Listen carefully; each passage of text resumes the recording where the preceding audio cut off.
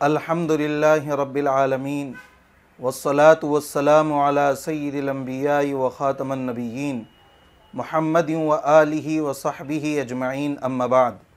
अऊज़ु बिल्लाहि मिनश शैतानिर रजीम बिस्मिल्लाहिर रहमानिर रहीम। मा कान मुहम्मदुन अबा अहदिम मिर रिजालिकुम वलाकिन रसूलुल्लाहि व खातमन नबिय्यीन व कानल्लाहु बिकुल्लि शैइन अलीमा।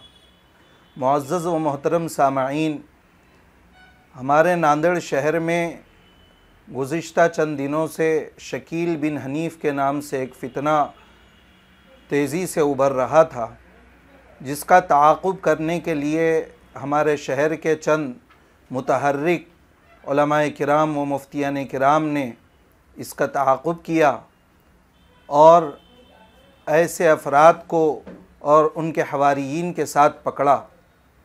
ये बहुत ही खुशाइन काम है, क्योंकि हुज़ूर अक़दस सल्लल्लाहु अलैहि वसल्लम के ख़त्म नबूवत के ऊपर ये डायरेक्ट हमला था। इसलिए हमारे उलमाए किराम की ज़िम्मेदारी ये थी कि इसका ताक़ुब करना चाहिए था, और ये बहुत अच्छा काम हुआ।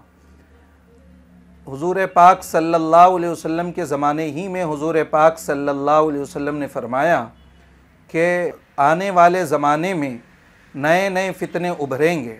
लोग मसीहियत का और नबी होने का दावा करेंगे, हालांकि कुरान मजीद ख़ुद कह रहा है कि हुज़ूर पाक सल्लल्लाहु अलैहि वसल्लम के बाद कोई नबी आने वाला नहीं है। मा काना मुहम्मदुन अबा अहदिम मिर रिजालिकुम वलाकिन रसूलुल्लाहि व खातमन नबिय्यीन, कि आप सल्लल्लाहु अलैहि वसल्लम के बाद कोई नबी नहीं है। आप सल्लल्लाहु अलैहि वसल्लम ख़त्म नबूवत की मोहर आप सल्लल्लाहु अलैहि वसल्लम पर लग गई है।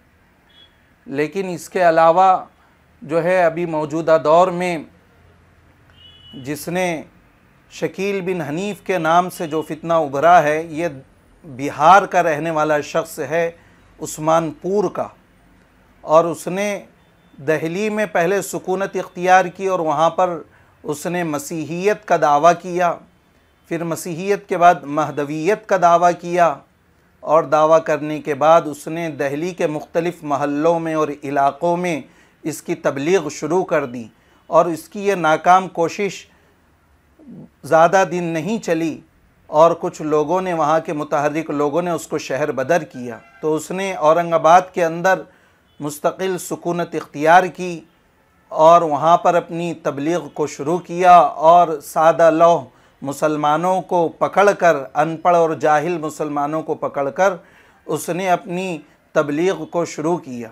और ये तबलीग शुरू जैसे ही उसने किया, उसके ऊपर औरंगाबाद के उलमा ने भी ताक़ुब किया था।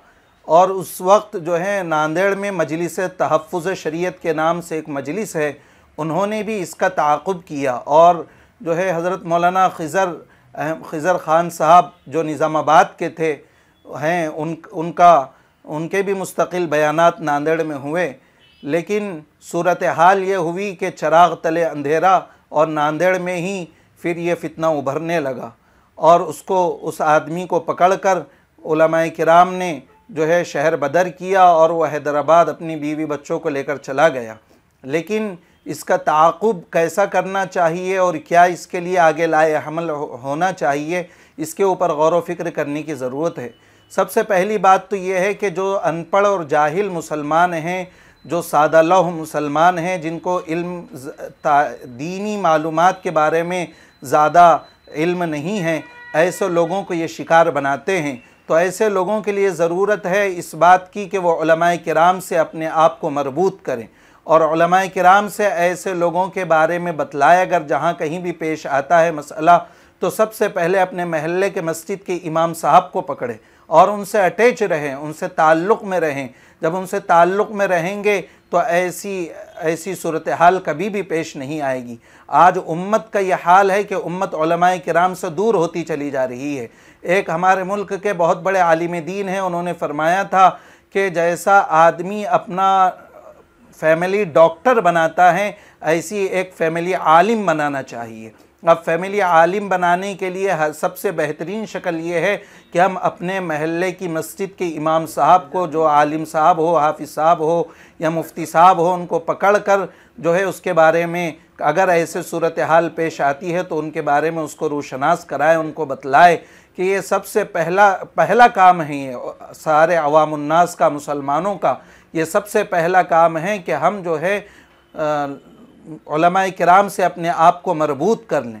और दूसरे मरहले में हमें ये काम करना बहुत ज़्यादा ज़रूरी है कि उलमाए किराम जो है इस मौजू पर अपनी मस्जिदों से बार बार जुमा में वैसे तो बयान होते ही है, लेकिन और ज़्यादा तफसीली मौज़ूआत इसको बनाकर, मौज़ूआत बनाकर बयान किया जाए और लोगों को इससे वाकिफ़ कराया जाए कि ये क्या फ़ितना है और कैसे हालात जो है हमारे शहर में चल रहे हैं। और इसके साथ साथ जो है शकील बिन हनीफ़ के नाम से जो ये फ़ितना बहुत तेज़ी से हमारे मराठवाड़े में पहुंच रहा है, तो हमारे उलमाए किराम की भी ज़िम्मेदारी ये है कि उलमाए किराम जो है अपनी कमर को कस लें और ऐसे शख्स को जो कि मसीहियत होने का दावा करे, शकील बिन हनीफ़ का, या महदवियत होने का दावा करे, तो ये सीधा हुज़ूर पाक सल्लल्लाहु अलैहि वसल्लम के अक़ीदा ख़त्म नबूवत पर ज़द है और ये हमारे ईमान के ऊपर ज़द है। और जब ये ईमान के ऊपर ज़द होगी तो बताइए हमारा ईमान कैसा महफूज होगा। इसलिए हम अपने ईमान को बचाने के लिए, अपने ईमान की हिफाजत के लिए हर एक मुसलमान की ज़िम्मेदारी ये है कि वो अपने हालात, अपने महल्ले के आलिम दीन को, इमाम साहब को, मुफ्ती साहब को बतलाएँ। हर एक मुसलमान की ये ज़िम्मेदारी कि जिनसे वो मिल रहे हैं, अगर वो आम दीनी मालूमात के अलावा जो है कोई दूसरी बात, नई बात अगर ऐसी पैदा कर रहे हैं तो सबसे पहले कहें कि भाई चलो हम मुफ्ती साहब से पूछते हैं या आलिम साहब से या मस्जिद के इमाम साहब से पूछते हैं। जब इमाम साहब से, मुफ्ती साहब से और आलिम साहब से जब पूछ लेंगे और अगर वो उसकी तस्दीक कर दे या उसकी अगर वो रहनुमाई कर दें तो फिर उसके ऊपर अमल किया जाए। अगर वो रहनुमाई ना करें और उसके बारे में वो तंबीह करें तो ऐसे अफराद का ताक़ुब करना हर एक मुसलमान की ज़िम्मेदारी है।